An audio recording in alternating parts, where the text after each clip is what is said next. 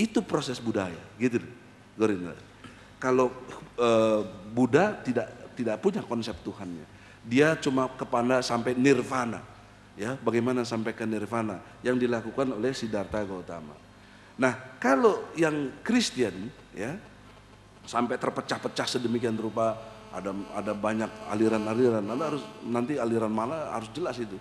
Apa Metodis, apa kalau di sini ada HKBP karena dari Batak ya. Dan lain-lain. Di Jerman nggak ada HKBP karena nggak ada Batak di sana kan. Macam-macam. Itu dalam konteks konsep Tuhannya Trinitas. Begitu. Itu konsep Tuhan Trinitas. Nah, kalau Islam tauhid jelas. Qul huwallahu ahad, Allahus somad. Semua bergantung kepada Allah. Semua relatif, Ya, semua bergantung kepada Allah. Lam yalid walam yulad walam yakul lahu kufuwan ahad. Dia distinct, dia tidak sama, dia tidak diperanakan dan tidak memeranakan. Itu distinct namanya. Dan dia satu-satunya, unik. Nggak ada yang lain. Inilah, makanya disebut, ini bukan kiai-kiai juga belum tentu tahu nih, mana kiai yang sok kiai. Ya. Kenapa namanya surat Al-Ikhlas? Tapi tidak ada satupun kata ikhlas dalam surat itu. Belum tentu tahu. Ngajinya belum tamat, belum sampai. Ya. Ini nggak diajarin di pesantren-pesantren, belum tentu. Bukannya kita ini Pak, harus tadi, bukan saya merasa so tahu istighfar ya. Tapi kita mau mendemonstrasikan betapa akal sehat itu, kecerdasan itu menyelesaikan masalah. Jelas, bisa dengan cara kita, asal kita tadi sikap yang ketiga, makanya mau nggak toleran kita. Kalau kita keliru, oh iya saya keliru. Bahasa Islamnya istighfar, oh iya, aku ikutin kau yang benar. Begitu. Nah, kembali ke fokus konsep Tuhan. Jadi di dalam pengertian ini Islam menjawab dengan jelas konsep Tuhannya dengan surat Al-Ikhlas. Kalau mau dijabarkan lagi, Anda bisa baca ayat-ayatnya, bisa saya runtut, sudah ada tulisan-tulisan saya tentang itu juga ya, untuk lebih detailnya, tapi tidak pada tempat seperti ini. Kemudian yang kedua, agama setelah kita yakin, oh Tuhannya jelas, konsep Tuhannya jelas. Dari mana Tuhan konsepnya seperti ini? Kita tidak mungkin kenal Allah kalau tanpa Muhammad. Tidak mungkin. Jadi mesti ada yang menyampaikan. Mereka tidak mungkin kenal Kristen kalau tidak ada yang disebut Yesus Kristus yang diyakini. Kalau tadi pembicaraan terakhir sampai dengan apa yang disebut konsepsi ketuhanan secara universal yang memuat sesungguhnya satu saja cukup, absolut saja. Sementara yang kedua, ketiga itu penegasan saja gitu. Kalau dia absolut, konsekuensi logisnya dia menjadi distinct, lain dari yang lain. Karena dia lain dari yang lain, maka dia menjadi unik.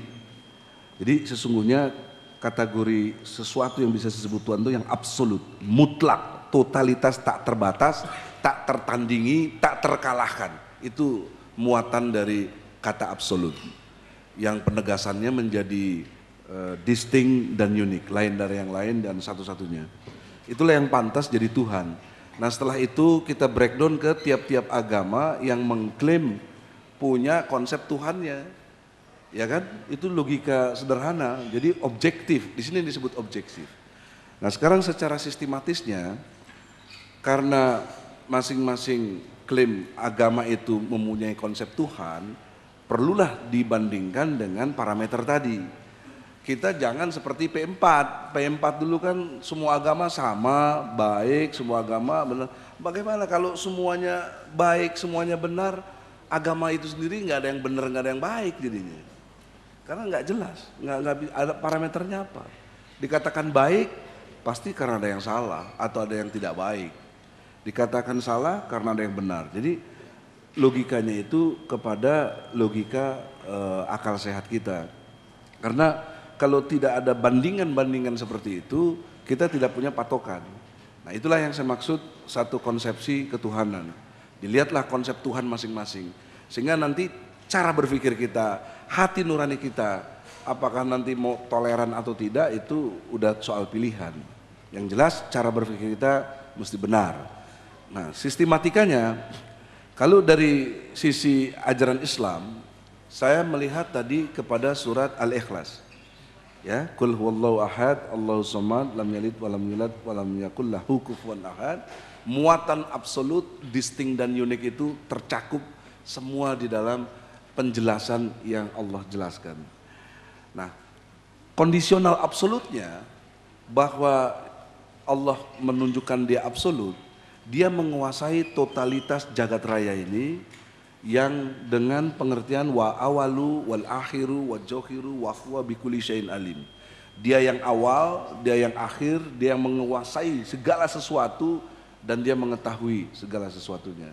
Ya, jadi pengertian awal dan akhir berarti itu menguasai ruang dan waktu. Nah, tadi saya sudah katakan juga seluruh jagat raya ini bumi, ada bulan, ada matahari, ada lain sebagainya itu, planet-planet, itu semuanya terikat oleh dimensi ruang dan waktu. Maka sistematika penjelasannya adalah karena dia menguasai ruang dan waktu, ya, makanya tadi saya tanyakan, secara fisika yang kita bisa pahami, dia menguasai ruang dan waktu, maka apapun di dalam ruang dan waktu itu dia ketahui. Jadi kalau tadi saya tanya kenapa Allah itu maha tahu? Karena dia menguasai ruang dan waktu. Dan ruang dan waktu itulah eksistensinya. Bahkan dia bersumpah demi eksistensinya. Wal asri. Nggak mungkin suatu kata sumpah kalau bukan untuk sesuatu yang lebih dihargai. Atau nggak mungkin saya sumpah demi pembantu rumah tangga saya. Nggak ada. Saya sumpah demi bapak ibu saya, masih masuk akal. Saya sumpah demi diri saya sendiri, potong leher saya, gitu. Nah Allah bersumpah, wal asri, sesungguhnya demi masa, semua rugi, ilal ladzina amanu dan seterusnya. Kita tahu itu eksistensi dia. Jadi eksistensi dia, bahkan di surat Toha juga disebutkan, innani anallah, aku inilah Allah. Jadi penjelasan dari ayat-ayat demi ayat yang sedemikian rupa sistematisnya, sampai kita nama Allah itu sendiri Allah yang memberikan namanya. Jadi bukan Nabi Muhammad yang ngasih tahu dalam arti memberikan nama. Kalau Yesus Kristus yang kasih nama di Efesus itu kongres, ya, di konsili, ya, di Nikahe juga pernah terjadi. Bahkan penetapan tentang Natalan itu Pak ya, yang tanggal 25 dan lain sebagainya itu kontroversi sekali. Pernah tanggal 3 Maret sampai 6 Januari juga pernah. Nah kenapa jadi tanggal 25 Desember itu disesuaikan dengan budaya yang di Eropa tentang Christmasnya itu, ya, dikaitkan ke akhir tahun begitu, lebih kepada pergantian tahunan. Nah ini yang kita lihat dalam baca sejarah. Tapi kalau konteks Allah, konsep Allah itu murni, makanya setelah konsep Tuhan yang jelas, agama itu kategori yang bisa kita ukur benar atau tidaknya, lihat dari sistem ajarannya, yang membawa ajarannya ini, dan sistem ajarannya. Nah yang membawa ajaran kita ini kan Rasulullah Muhammad SAW. Tadi di ruang kita istirahat, saudaraku Pak Roland bertanya kenapa harus Muhammad katanya. Ya, kenapa harus Muhammad? Nah, jawaban saya, Anda boleh lihat dari sisi historis Rasulullah kita Muhammad sallallahu alaihi wasallam, dia tidak pernah mendapatkan satu sistem pendidikan. Dia ummi. Jadi tidak mungkin seorang yang ummi bisa bicara banyak hal yang dimensinya sampai dibilang majnun dia, nggak nyambung gitu, ya.